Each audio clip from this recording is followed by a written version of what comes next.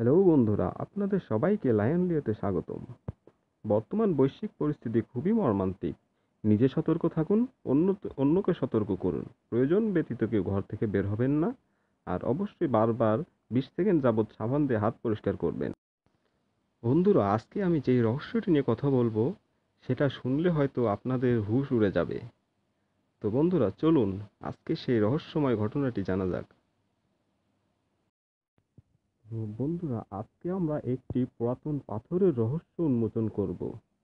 হ্যাঁ, একটি পাথর যার বর্তমান মূল্য প্রায় 30 লক্ষ মার্কিন ডলার, যা বাংলাদেশি টাকায় প্রায় 25 কোটি 20 লক্ষ টাকার মতন। ভাবতে পারেন একটি পাথরের মূল্য এত টাকা? পাথরটি 1765 সালে মার্কিন গবেষক জন হ্যারিসন খুঁজে পান।